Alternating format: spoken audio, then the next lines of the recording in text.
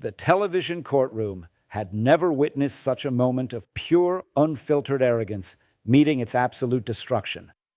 Brenda Marshall, a 380-pound woman in her early 50s, who had spent 6 years terrorizing small business owners with fraudulent lawsuits, sat in the defendant's chair with the kind of smug superiority that could only come from someone who had never faced real consequences for anything in her entire criminal career.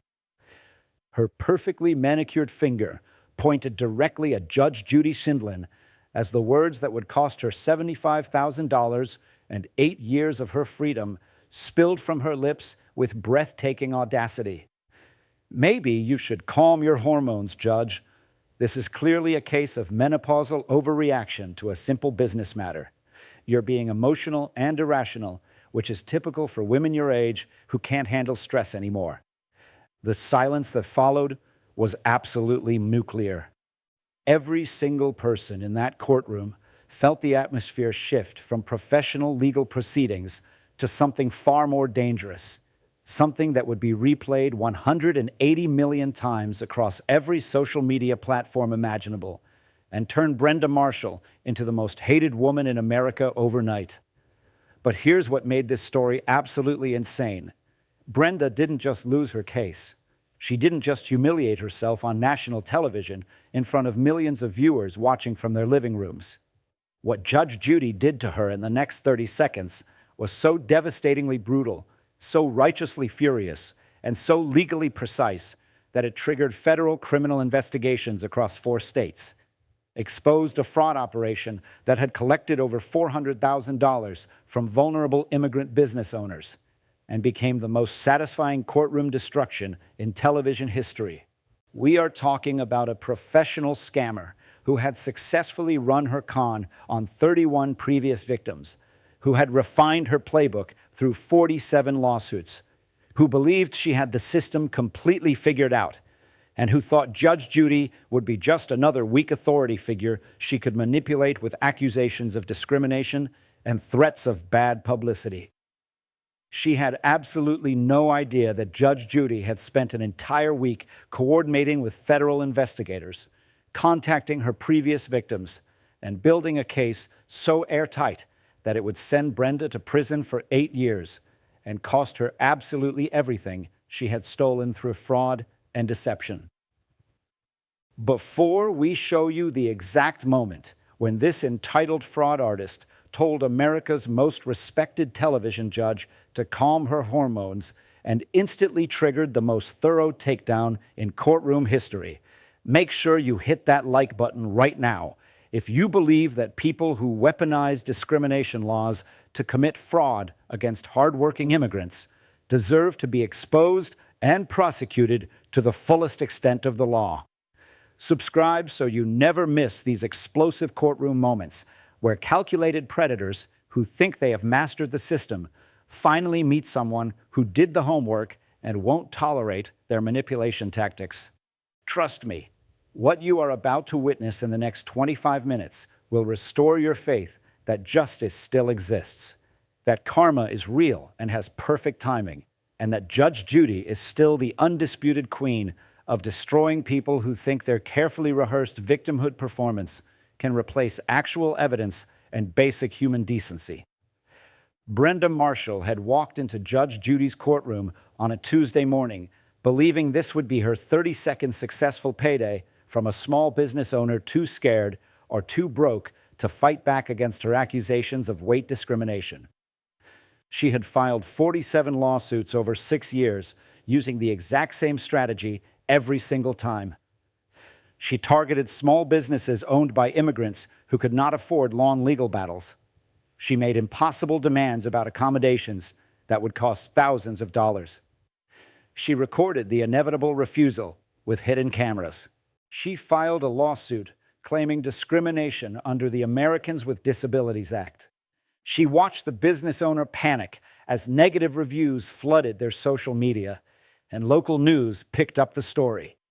Then she offered to settle for $8,000 to $15,000, an amount carefully chosen to be just slightly less than what it would cost the business to defend itself in court.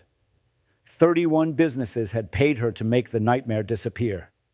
She had collected $412,000 over 6 years and reported exactly zero as income on her tax returns, claiming the money was tax-free medical settlements. She was making approximately $67,000 per year running this fraud operation, and she had gotten away with it because each victim existed in isolation, unaware that they were part of a much larger criminal pattern. What Brenda didn't know as she rolled into that courtroom on her mobility scooter, a prop she used despite 3 independent doctors confirming she had no physical limitations requiring assistance, was that her latest victim had refused to become another statistic. Linda Cho, a 39-year-old Korean immigrant who had spent 15 years working as a nail technician and saving every dollar to open her own luxury wellness spa, had done something none of Brenda's previous 31 victims had thought to do. She researched Brenda's name and uncovered the pattern of lawsuits stretching back 6 years. She contacted other business owners who had been targeted and bankrupted by the same woman. She hired a private investigator who documented Brenda walking normally, carrying heavy grocery bags, and living a completely mobile life when she was not performing disability for lawsuits. Most importantly, Linda had reached out to a legal advocacy group that helped small businesses fight back against fraudulent litigation. Somehow, her case ended up on Judge Judy's desk with a note that said, "This woman has destroyed 15 immigrant families and needs to be stopped." Judge Judy had done something she rarely did anymore. She had taken the case personally and spent an entire week investigating Brenda Marshall with the thoroughness of a federal prosecutor building a RICO case. She had her research team pull every lawsuit Brenda had ever filed. She personally called 5 of Brenda's previous victims and listened to their heartbreaking stories of businesses closed, savings drained, and reputations destroyed. She coordinated with the IRS Criminal Investigation Division and gave them evidence of tax evasion. She worked with the FBI to document what amounted to a wire fraud operation spanning multiple states.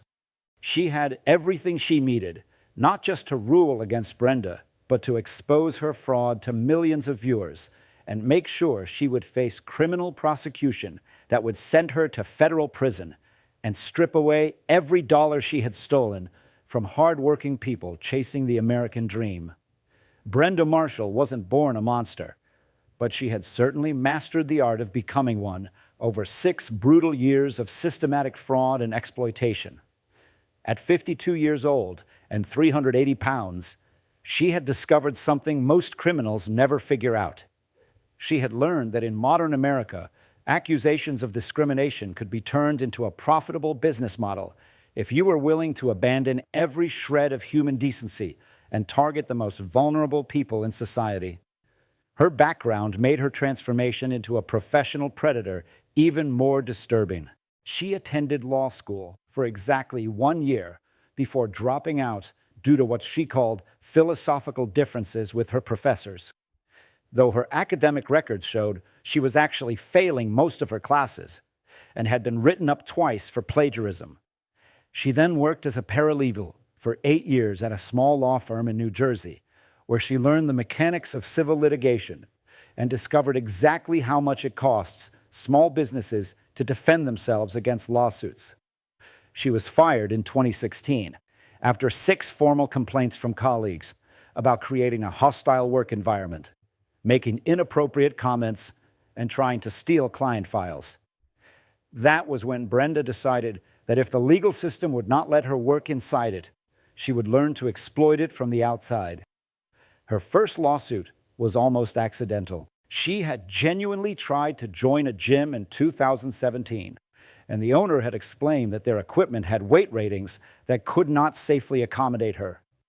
Instead of accepting this as a legitimate safety concern, Brenda saw opportunity.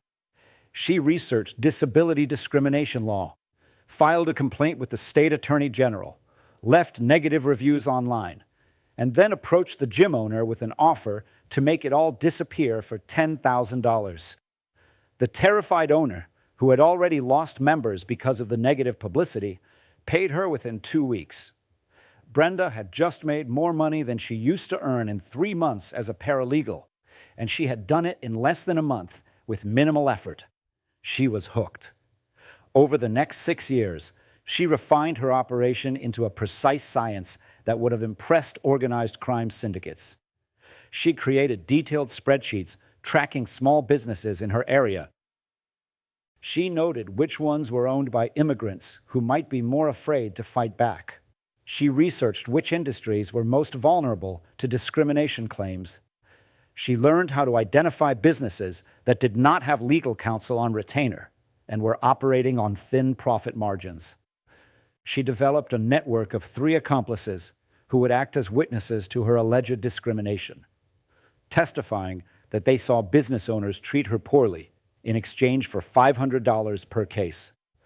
She found 2 corrupt doctors who would sign medical documents claiming she had suffered emotional trauma and anxiety attacks from the discrimination incidents, charging her $1,000 per fraudulent medical report.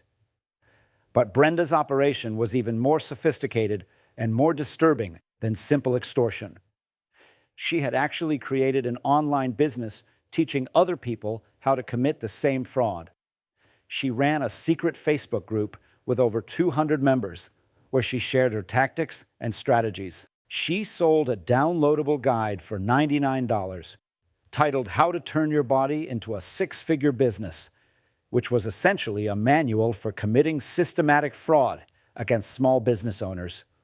She ran monthly webinars with titles like Identifying Vulnerable Targets and Maximizing Settlement Values, where she coached aspiring scammers on which businesses to target and exactly how much money to demand in settlements.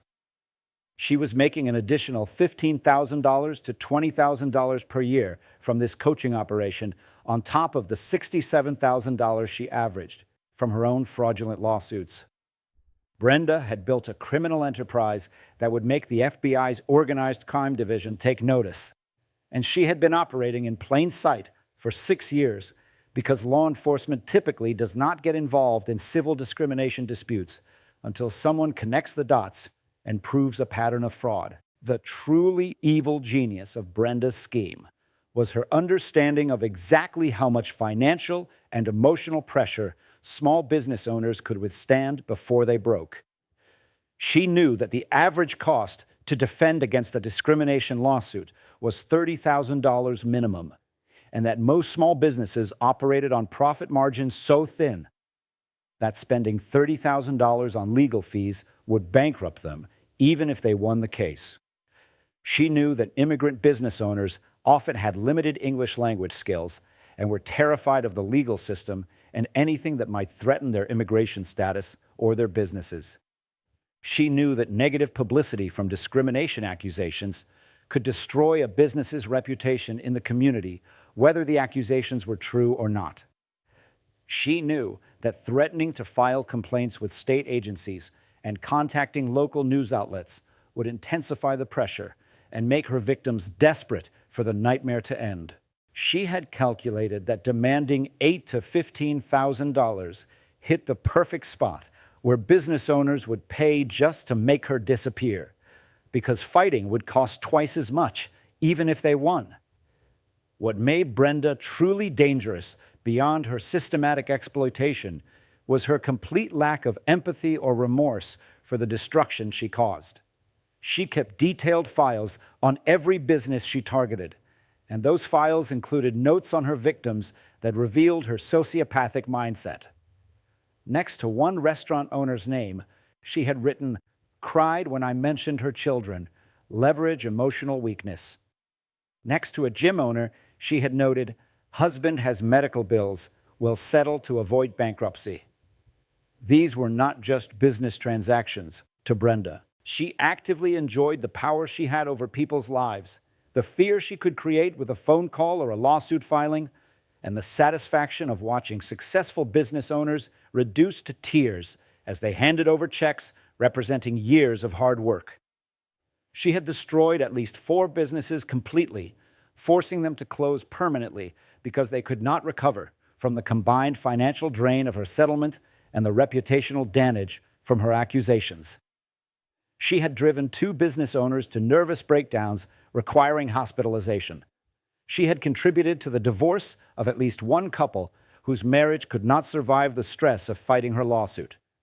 And through all of it, Brenda felt nothing except pride in her own cleverness and anticipation for her next target.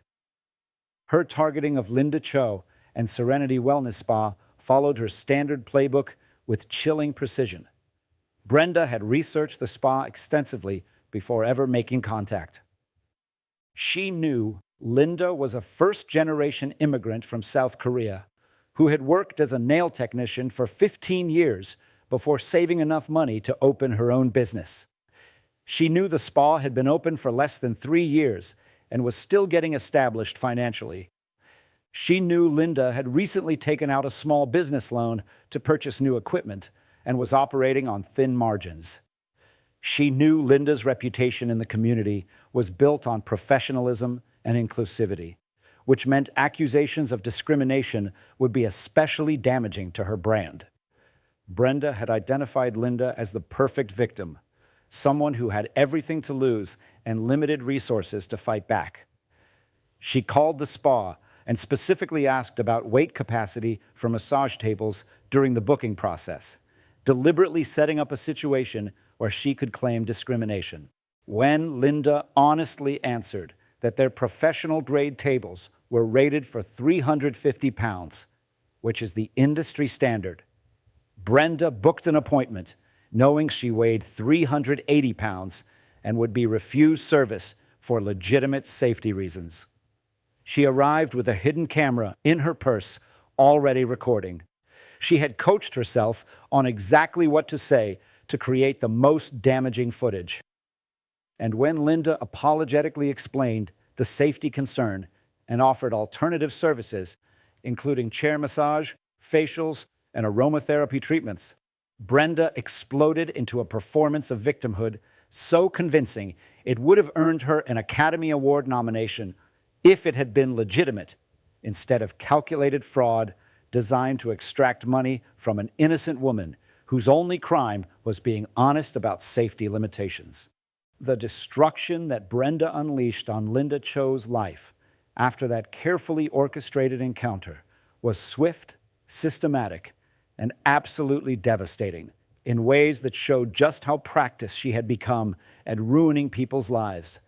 Within 48 hours of the incident at Serenity Wellness Spa, Brenda had filed a $50,000 lawsuit claiming weight discrimination, emotional distress, humiliation, and violation of the Americans with Disabilities Act.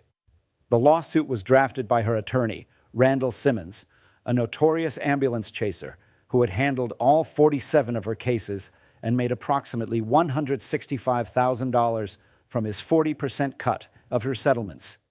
Simmons knew exactly how to write these complaints to maximize fear and pressure, filling them with inflammatory language about systematic discrimination, willful violation of civil rights, and severe emotional trauma requiring ongoing therapy.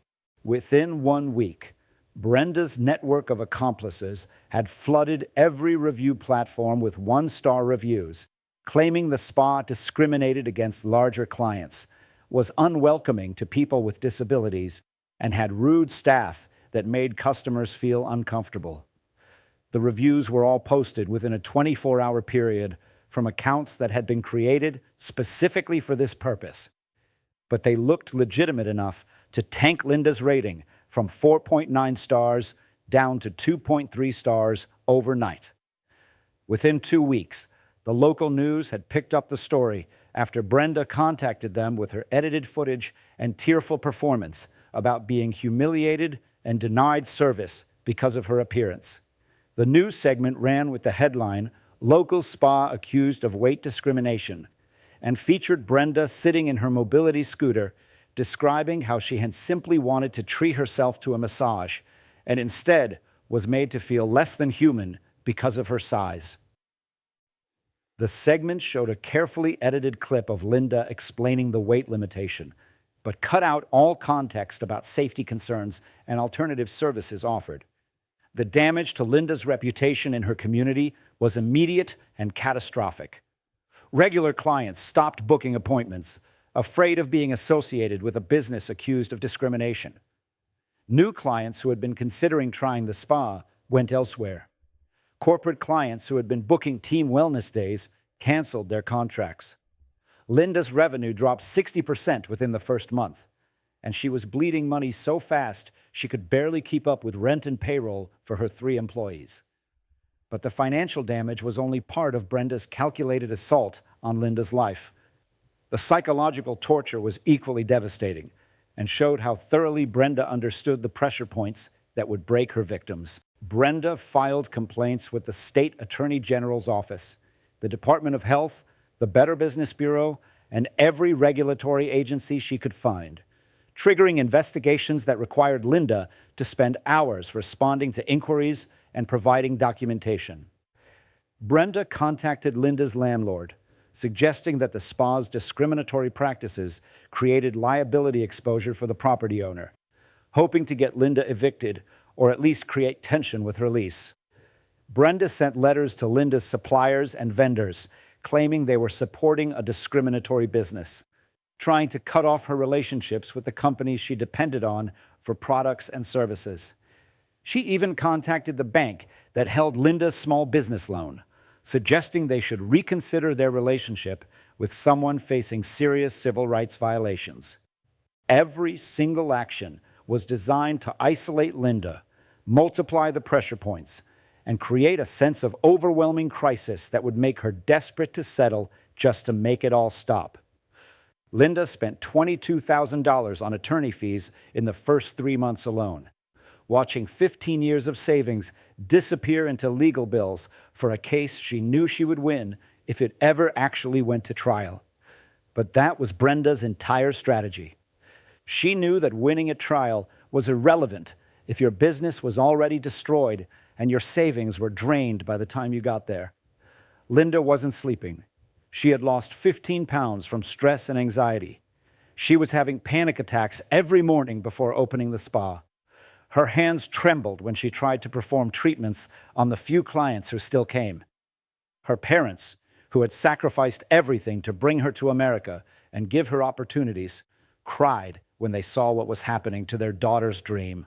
Linda's husband, who worked construction to help support the business during its early years, was taking extra shifts to cover their personal bills while the business hemorrhaged money. They were drowning, and Brenda knew it because she had done this 31 times before and recognized the signs of a victim approaching the breaking point. That was when Brenda made her settlement offer, delivered with the casual cruelty of someone who had perfected this moment through years of practice. She sent Linda a message through her attorney, stating that while she firmly believed she had been discriminated against and deserved her day in court, she was willing to accept $50,000 to settle the matter and move on with her life. The number was carefully chosen to be devastating, but theoretically possible if Linda liquidated her retirement savings, took out a second mortgage, or borrowed from family. The offer came with a 48-hour deadline and a threat that if Linda did not accept, Brenda would escalate her media campaign, file additional complaints, and pursue the case all the way to trial, where she would seek even more damages. Most of Brenda's previous victims had paid at this point. The combination of mounting legal fees, ruined reputation, lost revenue, and the promise that it would all finally be over was too much for people who just wanted to get back to running their businesses and living their lives. But Linda Cho was different from Brenda's previous 31 victims in one crucial way. She refused to let a scammer destroy everything she had built through lies and manipulation. Instead of paying the settlement, Linda did something that would ultimately expose Brenda's entire criminal operation and send her to prison. She started researching. She entered Brenda Marshall's name into legal databases and discovered the pattern of 47 lawsuits stretching back 6 years. She found case numbers and contacted the businesses that had been involved, reaching out to Korean community organizations to help her connect with other immigrant business owners. She spoke with 7 of Brenda's previous victims and heard their stories of being terrorized, financially destroyed, and forced to settle. She recognized that every single story followed the exact same pattern: impossible demands about accommodations, recording devices, accusations of discrimination, negative review campaigns, regulatory complaints, and settlement offers carefully calibrated to be just slightly less painful than continuing to fight. Linda hired a private investigator who spent 2 weeks documenting Brenda's actual capabilities versus her claimed disabilities. The investigator captured video of Brenda walking through Target, pushing a shopping cart piled high with merchandise, walking normally with no mobility issues whatsoever. He filmed her carrying multiple heavy bags of groceries from her car to her apartment, moving with ease that completely contradicted her claims of being unable to walk more than a few steps without her mobility scooter. He documented her taking her dog for 20-minute walks through her neighborhood, bending down to pick up after the dog, and moving in ways that proved she had zero physical limitations. Linda's attorney obtained medical records through legal discovery, showing that 3 independent doctors had evaluated Brenda for disability claims, and all 3 had concluded she had no physical impairments requiring mobility assistance. The scooter was a prop. Everything about Brenda's presentation in her lawsuits was a calculated performance designed to generate sympathy and intimidate business owners into settling. But Linda's most important discovery came when she contacted a legal advocacy organization that helps small businesses fight back against fraudulent litigation. The organization put her in touch with an attorney who specialized in vexatious litigant cases and had been tracking Brenda's pattern for over a year. He had files on 15 of her previous cases and had been trying to find a victim willing to fight back so they could expose her operation. When Linda agreed to take the case all the way and refuse any settlement, the attorney saw an opportunity to finally stop Brenda's fraud spree. He contacted Judge Judy's production company through legal channels, explaining the pattern of systematic fraud and providing documentation of Brenda's 47 lawsuits. He explained how one immigrant business owner was finally standing up to this predator and needed a platform to expose what had been happening to dozens of vulnerable victims. Somehow, through connections and advocacy, Linda's case ended up being selected for Judge Judy's show. And when Judge Judy's research team started digging into Brenda Marshall's background, what they found made the judge personally decide that this case would be different. This time, the predator would face someone who had done even more homework than she had, someone with the platform to expose her fraud to millions of viewers, and someone with the legal connections to make sure criminal prosecution would follow. Brenda Marshall rolled into Judge Judy's courtroom on her mobility scooter that Tuesday morning with the kind of supreme confidence that only comes from someone who has successfully run the same con 31 times without facing any real consequences. She had spent 3 weeks preparing for this appearance with the same meticulous attention to detail that she brought to all her fraudulent lawsuits. She had her printed legal documents organized in a leather portfolio, highlighting the sections of the Americans with Disabilities Act that she would cite to make herself sound knowledgeable about civil rights law. She had coached her facial expressions in front of a mirror, practicing the look of dignified victimhood that had worked so effectively in her previous cases. She had selected her outfit carefully, choosing clothes that emphasized her size while still looking professional enough to gather sympathy from viewers. She had even coordinated with her attorney, Randall Simmons, about their strategy for handling what they assumed would be a straightforward television appearance that would probably result in a settlement offer once Judge Judy saw how strong their case appeared on the surface. What Brenda did not know, what she could not possibly have anticipated despite her 6 years of experience manipulating the legal system, was that Judge Judy Schindlin had spent an entire week doing something she rarely did anymore. The judge had taken this case personally. Judge Judy's research team had pulled every single one of Brenda's 47 lawsuits and created a comprehensive timeline showing the undeniable pattern of systematic fraud. They had contacted 15 of Brenda's previous victims and documented their stories of financial ruin and emotional trauma. They had obtained surveillance footage showing Brenda walking normally, carrying heavy objects, and living a completely mobile life when she was not performing disability for her lawsuits. They had downloaded and archived Brenda's online coaching materials, the Facebook group posts teaching others how to commit fraud, the webinar recordings where she bragged about her settlement amounts, and the downloadable guide she sold for $299, explaining exactly how to extort money from small businesses using discrimination accusations. They had worked with the IRS Criminal Investigation Division to document that Brenda had reported $0 in income from her $412,000 in settlements, falsely claiming the money was tax-free medical compensation. They had coordinated with FBI agents who were building a wire fraud case based on Brenda's interstate pattern of using phones and computers to threaten and extort business owners across state lines. Judge Judy had everything she needed, not just to rule against Brenda in this specific case, but to expose her entire criminal operation to millions of television viewers and ensure that federal prosecutors would have the public support and the evidence they needed to send her to prison for a very long time. The courtroom atmosphere crackled with tension as the cameras began rolling, and Judge Judy took her seat at the bench with the calm demeanor of someone who knew exactly how the next 30 minutes were going to unfold.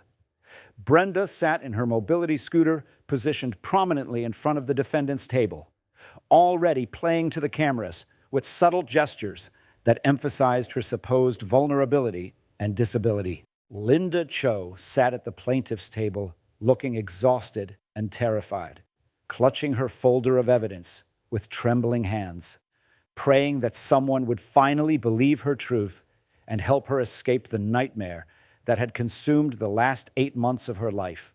The audience was packed with a mixture of people who had come expecting another routine discrimination case, and others who sensed something bigger was about to happen, based on the unusual energy in the room. Judge Judy reviewed her notes one final time, that slight smile playing at the corners of her mouth that regular viewers recognized as the expression she wore when she was about to absolutely destroy someone who thought they were smarter than her. Judge Judy opened the proceedings with her characteristic directness, her voice cutting through the courtroom like a perfectly sharpened blade. Miss Marshall, you are suing Miss Cho's wellness spa for $50,000, claiming that you were discriminated against based on your weight and denied services because of your disability. Tell me in your own words exactly what happened when you visited Serenity Wellness Spa. Brenda launched into her well-rehearsed performance with the confidence of someone who had delivered this same basic speech 31 times before to various attorneys, judges, and mediators. Your Honor, I simply wanted to enjoy a massage therapy session that Miss Cho advertises to the general public. But when I arrived for my appointment, she took one look at me and refused to provide the service. She made excuses about equipment weight limits, but it was clear that she was discriminating against me because of my appearance and my disability. I was humiliated in front of other clients in her waiting room. I suffered severe emotional distress that has required ongoing therapy. This is a clear violation of the Americans with Disabilities Act and New Jersey state anti-discrimination laws. Brenda's delivery was smooth and practiced, hitting all the emotional notes that usually generated sympathy. She spoke slowly and deliberately, as if educating someone who could not possibly understand the complexity of discrimination law. She made direct eye contact with Judge Judy in a way that was meant to project confidence and righteousness. She even managed to make her voice crack slightly when describing her humiliation, a technique she had perfected over dozens of similar performances. But Judge Judy was not buying any of it. The judge leaned forward with an expression that made experienced courtroom observers recognize that something very different was about to happen. Miss Marshall, did Miss Cho explain to you why she felt she couldn't safely provide massage services on her equipment? Brenda responded with a dismissive wave of her hand. She claimed her massage table had some kind of weight restriction, but that's obviously just a pretext for discrimination. Professional equipment should accommodate all body types. Her refusal to provide equal access to her services is exactly the kind of systematic exclusion that disability rights laws were designed to prevent. Judge Judy's eyebrows lifted slightly. That first warning sign that trouble was brewing for whoever was foolish enough not to recognize the danger they were in. So, you believe that safety equipment having weight ratings constitutes discrimination? Brenda, sensing she needed to establish her authority and legal knowledge, made her first significant mistake. Your Honor, with all due respect, if you understood disability law and the requirements of the ADA, you would recognize that businesses have an obligation to make reasonable accommodations. Simply saying equipment has limitations isn't sufficient. She needed to modify her equipment or provide alternatives. Judge Judy's voice took on an edge, sharp enough to cut through steel. She did provide alternatives. She offered you chair massage, facial treatments, aromatherapy sessions, and several other services that didn't require the massage table. Did you accept any of those alternatives? Brenda's face flickered with irritation at being challenged, something she clearly was not accustomed to in her usual pattern of intimidating small business owners who were too frightened to push back. Those weren't what I wanted, Your Honor. I specifically wanted a traditional massage, and her refusal to provide that service is discrimination, regardless of what alternative she claimed she offered. That was when Judge Judy asked the question that would begin unraveling Brenda's entire operation in front of millions of viewers. Miss Marshall, how many lawsuits have you filed against small businesses in the past 6 years? The courtroom went absolutely silent. Brenda's confident expression faltered for just a moment as she realized how that's relevant to this specific situation, Your Honor. Those are completely separate matters. Judge Judy's voice turned cold and precise. Answer my question. How many lawsuits have you filed claiming discrimination against small businesses in the past 6 years? Brenda shifted uncomfortably in her scooter, her carefully maintained composure beginning to crack under pressure she had not expected. I've had to stand up for my rights on several occasions when businesses have violated disability law. Each case involved legitimate discrimination. Judge Judy opened the thick folder on her bench, the one marked with Brenda's full legal name, and her voice carried the weight of absolute authority that came from 4 decades of crushing liars in her courtroom. Several occasions, or 47 lawsuits. 47 separate legal actions against small businesses, mostly owned by immigrants, all following the exact same pattern. Make impossible demands, record the refusal, file lawsuit, launch negative review campaign, settle for $8,000 to $15,000. Does that refresh your memory, Miss Marshall? The audience gasped collectively as the scope of Brenda's operation began to emerge. Brenda's face went through a rapid transformation, from confident to defensive to genuinely frightened, as she realized Judge Judy had done homework that went far beyond this single case. Your Honor, I object to this line of questioning. My previous cases have no bearing on whether Miss Cho discriminated against me. Judge Judy's response was swift and merciless. You don't get to object to anything in my courtroom, Miss Marshall. You're not a lawyer, despite your attempts to sound like one. And your previous cases have everything to do with this case, because they establish a pattern of fraudulent behavior that you've been running for 6 years. Brenda made her second critical mistake, allowing her anger at being challenged to override her usual calculated approach. This is completely inappropriate, Your Honor. You're supposed to be impartial. Instead, you're attacking me before you've even heard all the evidence. Judge Judy stood up from her bench, something she did so rarely that even the production staff looked surprised. I'm attacking you? You came into my courtroom with a fraudulent lawsuit, fake disability claims, and 47 previous cases of extorting money from hardworking people. And you have the audacity to talk to me about being inappropriate? That was when Brenda Marshall made the catastrophic decision that would cost her $75,000, 8 years of her freedom, and every shred of dignity she had left. Standing up from her mobility scooter, completely forgetting that she was supposed to be unable to walk more than a few steps, she pointed her finger directly at Judge Judy with fury blazing in her eyes and unleashed the insult that would be replayed 180 million times across every social media platform in existence. Maybe you should calm your hormones, Judge. This is clearly a case of menopausal overreaction to a simple business matter. You're being emotional and irrational, which is typical for women your age who can't handle stress anymore. Perhaps you should step down and let a younger, more stable judge handle this case. The silence that followed was absolutely nuclear. Every person in that courtroom understood they had just witnessed something unprecedented, something that would have consequences far beyond this single case. The audience sat frozen in shock. Linda Cho's eyes went wide with disbelief. Even Brenda's attorney, Randall Simmons, put his head in his hands, knowing his client had just committed professional suicide on national television. Judge Judy's expression transformed into something that regular viewers had rarely seen, a combination of cold fury and absolute certainty that she was about to end this woman's criminal career permanently. Judge Judy's voice dropped to a deadly whisper that somehow carried more weight than if she had been shouting. "What did you just say to me, Miss Marshall?"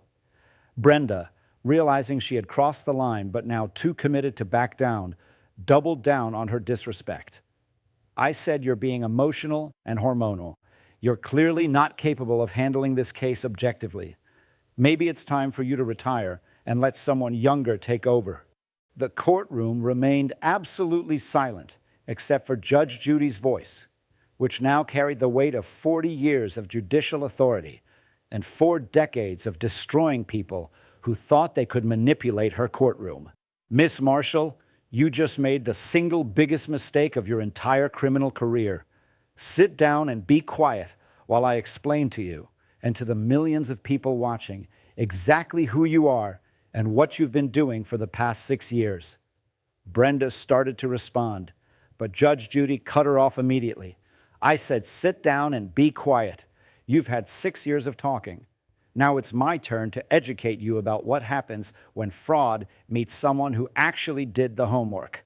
Judge Judy opened her folder and began systematically dismantling every aspect of Brenda's operation with the precision of a surgeon and the righteous fury of someone who had spent a week hearing stories from families this predator had destroyed. Let's talk about hormones and emotions and who's really being irrational here. Miss Marshall, you filed 47 lawsuits in 6 years, 47 separate legal actions against small businesses. The screen behind her displayed a scrolling list of business names, dates, and settlement amounts that seemed to go on forever. Every single case follows the identical pattern. You target immigrant-owned businesses because you know they're more vulnerable to intimidation. You make demands for accommodations that would cost the business tens of thousands of dollars. You record their refusal with hidden cameras. You file lawsuits claiming discrimination. You launch coordinated negative review campaigns using fake accounts. You file complaints with every regulatory agency you can find. Then you offer to settle for $8,000 to $15,000, an amount you've carefully calculated to be slightly less painful than the cost of defending the lawsuit. 31 businesses have paid you over the past 6 years. Total amount collected through this fraud operation is $412,000. The audience was dead silent as Judge Judy continued her methodical destruction of Brenda's entire operation. But it gets worse, Miss Marshall, much worse. You're not just running a simple extortion scheme. You've created an entire criminal enterprise teaching others how to commit the same fraud. You run a Facebook group with over 200 members where you share tactics for identifying vulnerable businesses and extracting settlements. You sell a guide for $299 titled "How to Turn Your Body into a Six-Figure Business" that teaches people step by step how to commit fraud against small business owners. You run monthly webinars where you coach aspiring scammers on exactly how much money to demand and which businesses are most likely to settle. You have a network of accomplices who act as witnesses for $500 per case. You have corrupt doctors who sign fraudulent medical reports for $1,000 each. This isn't a disability rights case, Miss Marshall. This is organized crime. Brenda's face had gone from red with anger to white with terror as she realized the full extent of Judge Judy's investigation. She tried one desperate attempt to salvage the situation, her voice coming out as a strangled whisper. Your Honor, those are separate business activities that have nothing to do with this case. Judge Judy's laugh was cold and humorless. Separate business activities? Is that what you're calling a criminal enterprise? Now, let's talk about your disability claims, Miss Marshall. You roll into this courtroom on a mobility scooter, claiming you can't walk more than a few steps without assistance. You filed for disability parking placards. You've claimed severe mobility limitations in every one of your lawsuits. Judge Judy pressed a button and surveillance footage began playing on the courtroom screen, showing Brenda walking through Target, pushing a full shopping cart, carrying multiple heavy bags of groceries to her car, taking her dog for a 20-minute walk through her neighborhood, getting in and out of her car with absolutely no difficulty whatsoever. I have medical evaluations from 3 independent doctors who reviewed your records. All 3 concluded you have 0 physical limitations requiring mobility assistance. That scooter is a prop in your fraud operation, Miss Marshall. Everything about you is a calculated lie. The devastation on Brenda's face was complete as her entire carefully constructed fraud collapsed in real time on national television. But Judge Judy was not finished. She had saved the most damaging revelation for last. Let's talk about taxes. Miss Marshall, you've collected $412,000 in settlements over 6 years. How much of that income did you report to the Internal Revenue Service? Brenda's voice was barely audible. Those were medical settlements. They're tax exempt. Judge Judy's response was swift and final. No, they weren't. They were extortion payments, and extortion income is taxable. You reported 0 in income while making approximately $67,000 per year through fraud. That's tax evasion, Miss Marshall. That's a federal crime. I've already referred your case to the IRS Criminal Investigation Division, the FBI for wire fraud based on your interstate operation, and the State Attorney General for consumer fraud. Your attorney is being investigated for his role in facilitating your criminal enterprise. Your accomplices have already been contacted by federal investigators. The doctors who signed your fraudulent medical reports are facing board investigations. Your entire operation is being dismantled as we speak. Brenda was openly crying now, mascara running down her face in dark streaks, her carefully maintained performance completely shattered. Judge Judy delivered her final ruling with the cold satisfaction of justice perfectly served. Judgment for the defendant, Miss Cho. Miss Marshall, you will pay Miss Cho $22,000 to reimburse her legal fees that she was forced to spend defending against your fraudulent lawsuit. You will pay an additional $50,000 in punitive damages for malicious prosecution and fraud. That's $75,000 total due immediately. Your lawsuit is dismissed with prejudice, meaning you can never refile it.